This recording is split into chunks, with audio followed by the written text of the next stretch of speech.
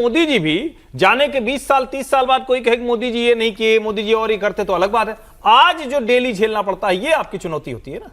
नेहरू जी को जब prime minister थे, अनकंटेस्टेड थे, अनअपोजिंग थे, कोई क्रिटिसिज्म नहीं था, मीडिया से लेकर विपक्ष तक सब उनके सामने नतमस्तक थे। विपक्ष के सारे नेता भी नेहरूवियन होना पसंद करते अंदर से बहुत फर्क है, माहौल अलग था, दोनों माहौल अलग है। आप दोनों माहौल को अलग अलग देखिए। वो हिंदुस्तान दूसरा था, आज का हिंदुस्तान इतना तो मानेंगे, Nehru had no challenge, political challenge कोई नहीं। कही ना कि इसीलिए मैंने कहा वो कंपेयर नहीं कर सकते कि नो पॉलिटिकल चैलेंज।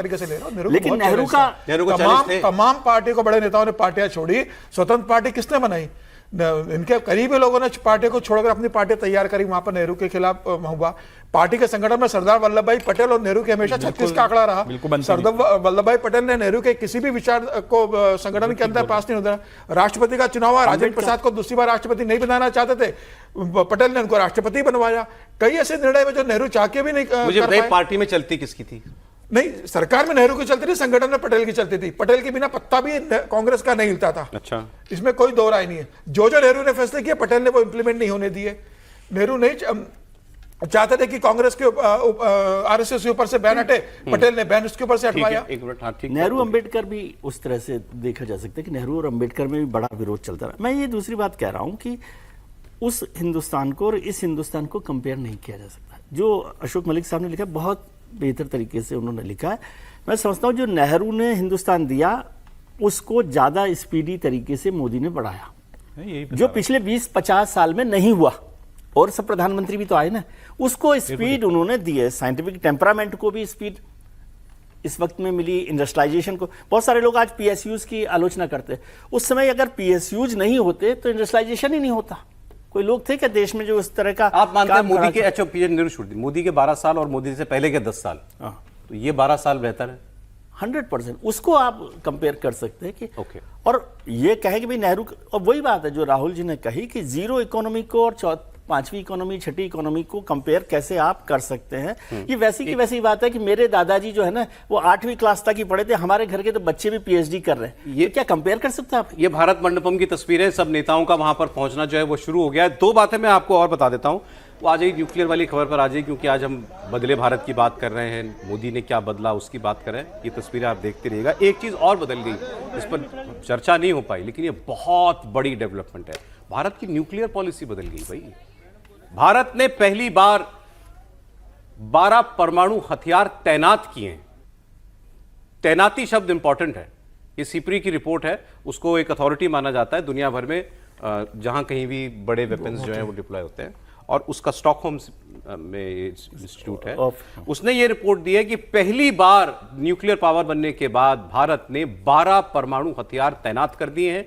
ये लैंड बेस्ड कैनिस्टर्स में, मतलब जमीन के नीचे, और पनडुब्बियों में लगाए गए हैं। इससे पहले भारत की नीति ये थी, 2 नीतियां थी। पहली, नो फर्स्ट यूज, हम पहला उपयोग नहीं करेंगे न्यूक्लियर हथियार का, हम पे अगर न्यूक्लियर हमला होगा तो हम जवाब देंगे। दूसरी पॉलिसी थी, हम न्यूक्लियर हथियार और लॉन्च पैड अलग अलग, इनकी मीटिंग नहीं करेंगे। लॉन्च के लिए तैयार न्यूक्लियर हथियार नहीं रखेंगे अपने पास, अलग अलग रखेंगे, मतलब कैरियर अलग होगा, हथियार अलग रखा होगा। इस बार उनकी मीटिंग कर दी गई है।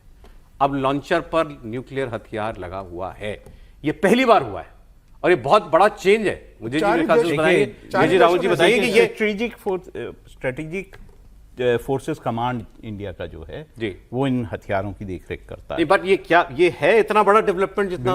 देखिए, डिप्लॉय करना अपने आप में डेवलपमेंट है। एक तो होता है कि आपने दोनों हथियार को, मतलब मिसाइल को या फिर बॉम्ब को इंटीग्रेट नहीं कर रखा है। अगर आपने इंटीग्रेशन कर दिया, दोनों को मिला दिया, तो नेचुरली वो कभी फायर करने की स्थिति में रहता है। और मैं यहाँ पे भी ये बोलना चाहूंगा, तैनाती का मतलब क्या होता है? दोनों ही केस में यहाँ भी पॉलिसी चेंज है। मैं ये बोल रहा हूँ, ये दोनों ही केस में अब नेहरू ने इसरो और न्यूक्लियर प्रोग्राम दोनों की शुरुआत की, इंदिरा गांधी ने उसको आगे बढ़ाया, वाजपेयी जी ने उसको और आगे बढ़ाया, और नरेंद्र मोदी ने उसको और आगे बढ़ाया। तो अगर आप इस तरह से देखा जाएगा तो ये सारी डेवलपमेंट्स इस तरह। एक उदाहरण और, क्योंकि इंफ्रास्ट्रक्चर की बात हुई, इंफ्रास्ट्रक्चर में तो आप कह नरेंद्र मोदी को आगे कौन जाकर के ये कह पाएगा कि हमने इससे ज्यादा इंफ्रास्ट्रक्चर पर काम किया? ये कितने दशकों के वर्षों के बाद होगा, वो ये चर्चा होगी। इंफ्रास्ट्रक्चर पे अभूतपूर्व काम हुआ है। और एक तस्वीर और देख लीजिए, आपको खुशी होगी। दुनिया की पहली 2 लेन उस ऑल्टीट्यूड पर जोजिला टनल बनी है। 13 किलोमीटर लंबी जोजिला टनल का ब्रेक थ्रू हो गया। ब्रेक थ्रू का मतलब एक सिरे से घुसे थे और जहां तक जाना था दूसरे हिस्से में भी हमने पहाड़ तोड़ दिया। ब्रेक थ्रू, अब दोनों तरफ दोनों सिरे मिल गए। 11,500 फुट की ऊंचाई पर बनी ये दुनिया की ऐसी अपने आप में पहली सुरंग है। जोजिला टनल को पार करने में, जोजिला दर्रे को पार करने में पहले 3 से 4 घंटे का वक्त लगता था। कश्मीर और लद्दाख का संपर्क टूट जाता था। अब ये 15 मिनट में आप दूरी तय कर लेंगे। 13 किलोमीटर की सुरंग 15 मिनट में, जो 2 हिस्से भारत के कट जाते थे एक दूसरे से, अब वो ऑल वेदर कनेक्टेड रहेंगे। हर मौसम में वो कनेक्टेड रहेंगे। अब मैं उस सड़क पे गया हुआ हूँ, आप लोग भी शायद गए होंगे। जोजिला से जब आप आते हैं और आप कश्मीर में एंटर करते हैं तो दुनिया बदल जाती है। एक सफेदी से कैसे आप हरियाली में एंटर करते हैं, अलग और वो उसको कनेक्ट करने वाली ये टनल बन और गई। ये बहुत टनल को बहुत बड़ा ट्रांसपोर्टेशन के तौर पे मत देखिए, ये डिफेंस के हिसाब से, डिफेंस के लिए सर। डिफेंस के लिए हमारे लिए बहुत महत्वपूर्ण है ये टनल, कि कैसे हमारी जो मूवमेंट है डिफेंस का, फौज का, वो सब में कैसे बड़ा काम करेगी। उसके हिसाब से ये केवल एक जनरल ट्रांसपोर्टेशन के तौर पर हम देखें, LAC तक हमारी पहुंच अब LAC तक 12 वहाँ महीने पर रहेगी। पहुंचाएगी। और मैं केवल उस पर एक बात करना चाहता था कि न्यूक्लियर वाले मामले में, कि यदि आप ये कह रहे हैं कि कनेक्ट नहीं है, वो तो तैनाती का मतलब ये है कि हमने उसको इंटीग्रेट किया है, जी बिल्कुल, मतलब न्यूक्लियर वेपन को। लेकिन क्या भारत सरकार ने, जो सबसे इम्पोर्टेंट रोल है, मतलब ये भी एक बड़ा स्टेप है तैनाती का, यदि ऐसा हुआ है तो, क्योंकि अभी कंफर्मेशन सिप्री उसको क्लेम कर रहा है। नो फर्स्ट यूज पर यदि भारत सरकार कोई विचार करती है, या अभी कोई फैसला किया है, तो एक बड़ा बदलाव होगा। वो नहीं हुआ अभी तक। वो जी, नहीं हुआ। त्रिपाठी मुझे जी, लगता है कि भारत अभी शायद न्यूक्लियर स्टांस में परिवर्तन भारत के, और ये टनल। देखिए, एक तो ये कि चूंकि कई बातें कह दी गई तो मैंने कहा टनल से पहले आ जाते हैं थोड़ा। नेहरू जी जब आए थे तो कोई जीरो इकोनॉमी नहीं थी, देश की इकोनॉमी ब्रिटिशर्स चला रहे थे, लेकिन देश उस एरा में घुस चुका था जिसको हम बार बार कहते हैं ना कि दुनिया भर में जो इंडस्ट्रियल रेवोल्यूशन हुआ था उस इकोनॉमी के साथ हम जुड़ चुके थे।